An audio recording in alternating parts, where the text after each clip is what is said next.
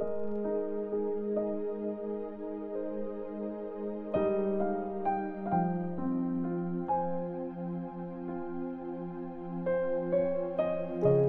chapter 15. Dinala si Jesus kay Pilate. Kinaumagahan, nakipag-meeting agad ang mga chief priests sa mga leaders, teachers ng law, at sa buong council para magplano. Tinalian nila si Jesus at dinala kay Pilate. Tinanong siya ni Pilate, "Ikaw ba ang hari ng mga Jews?" Sagot ni Jesus, "Ikaw ang nagsabi niyan." Tapos, maraming bagay ang binintang ng mga chief priests kay Jesus.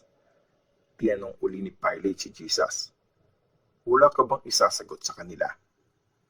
Hindi mo ba naririnig ang mga sinasabi nila laban sa iyo?" Pero hindi pa rin sumagot si Jesus kaya nagtaka si Pilate. Hinatulang ipako si Jesus sa krus. Nakaugalian na ni Pilate na magpalaya ng isang bilanggo. Depende kung sino ang gusto ng mga tao tuwing piyesta ng Passover.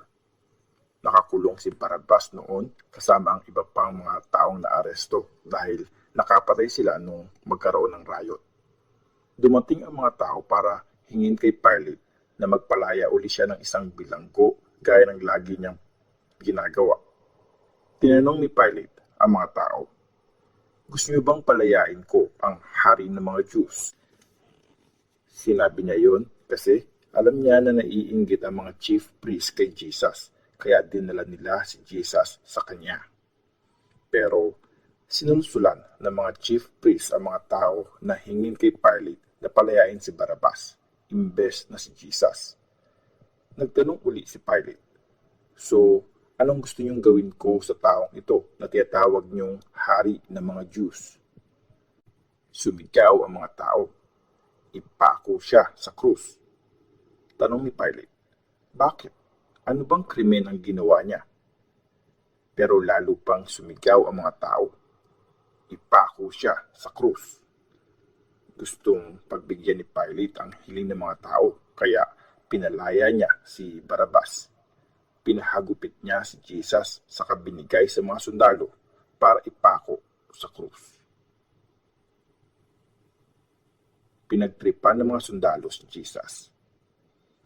Dinala ng mga sundalo si Jesus sa bakuran ng palasyo ng gobernador. Tapos, tinawag din ng mga sundalo ang iba pa nilang kasamahan. Sinuotan nila si Jesus ng violet na robe at nilagyan nila ang ulo niya ng koronang gawa sa matinik na halaman. Tapos, pinagtripan nila si Jesus. Sinaluduhan nila siya at sinabi, "Mabuhay ang hari ng mga Jews." Hinampas nila ng stick ang ulo ni Jesus at dinuraan siya.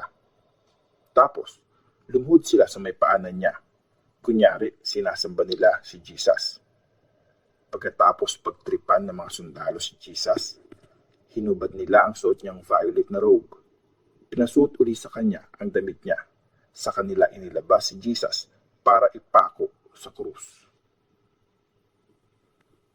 Pinako si Jesus sa krus. Habang naglalakad ang mga sundalo kasama si Jesus, nagkataon namang nasa lubong nila si Simon na taga Cyrene na kadadating lang galing sa bukid ng bayan. Tatay siya ni na Alexander at Rufus. Pinilit ng mga sundalo si Simon na pasanin ang krus ni Jesus. Dinala ng mga sundalo si Jesus sa Golgotha, na ang ibig sabihin ay lugar ng mga bungo.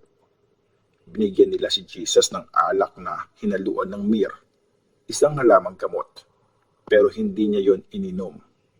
Pinako nila si Jesus sa krus. Hinati-hati nila ang damit niya at nagpustahan sila kung kanino mapupunta ang iba't ibang parte ng damit. 9 a.m. na nung pinako nila si Jesus sa krus.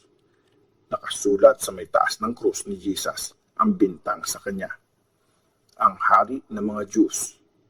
May dalawa ring magnanakaw na pinakong kasama ni Jesus, isa sa kanan at isa sa kaliwa niya.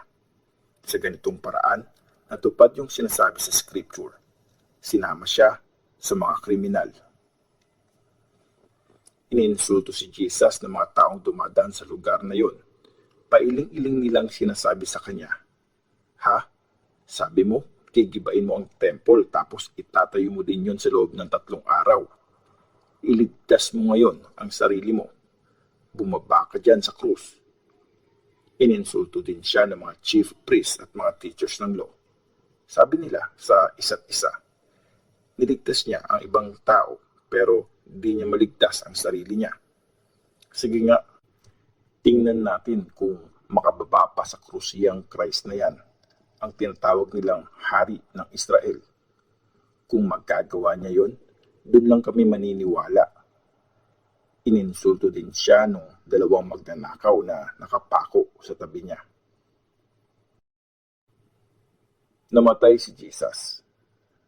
Nung tanghali, dumilim ang buong bansa. Tumagal yun ng 3 oras. Pagdating ng 3 p.m., sumigaw ng malakas si Jesus ng Eloi, Eloi, lema sabachthani, na ang ibig sabihin ay Diyos ko, bakit mo ako pinabayaan? Nang marinig ng mga taong nandun ang sinigaw ni Jesus, sabi nila, "Uy, tinatawag niya si Elijah." Tumakbo ang isa sa mga taong nandun para basain ng mumurahing alak ang isang sponge. Nilagay ito sa dulo ng isang stick at saka pinasipsip kay Jesus. Tapos, sabi niya, "Teka lang, tingnan nga natin kung dadating si Elijah para ibaba siya sa krus." Sumigaw si Jesus at saka namatay. Biglang napunit ang kortina ng temple mula taas hanggang baba. Nakaharap noon kay Jesus ang isang officer ng Roman army, ang leader ng mga sundalo. Nakita niya kung paano namatay si Jesus at sinabi niya, siya nga talaga ang anak ng Diyos. Sa may di kalayuan, may mga babaeng nakasaksi sa mga nangyayari. Kasama doon si Mary Magdalene, si Mary na nanay nung mas nakababatang si James at ni Joseph, at si Salome. Sila ang mga babaeng sumusunod at tumutulong kay Jesus nung nasa Galilee pa siya. Nandun din ang iba pang mga babaeng sumunod kay Jesus sa Jerusalem.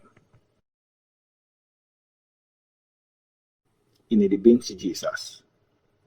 Bisperas ng Sabat noon, ang araw ng paghahanda nila para sa Sabat. Noong gabing yun, naglakas loob si Joseph na taga-Arimatea, pumunta kay Pilate para hingin ang katawan ni Jesus. Si Joseph ay respetadong miyembro ng council. Isa siya sa mga naghihintay sa pagdating ng kaharian ng Diyos. Hindi alam ni Pilate kung patay na nga ba si Jesus, kaya pinatawag niya ang isang officer at tinanong kung matagal na bang patay si Jesus. Nang marinig ni Pilate ang report ng officer na patay na nga si Jesus, pinayagan niya si Joseph na kunin ang katawan nito. Nagdala si Joseph ng linen na tela. Ibinaba niya ang katawan ni Jesus sa krus sa kabinalutan ng dala niyang telang linen. Pagkatapos, dinala niya ang katawan ni Jesus sa isang libingan na inuka sa bato.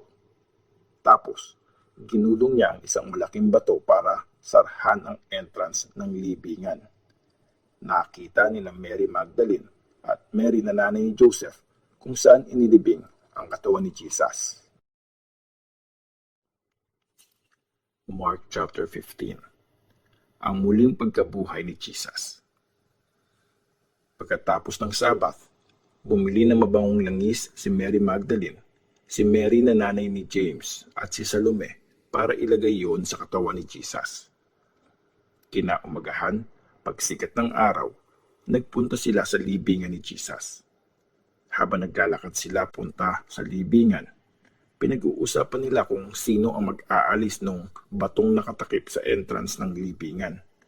Pero pagdating nila doon, nakita nilang naalis na ang napakalaking bato.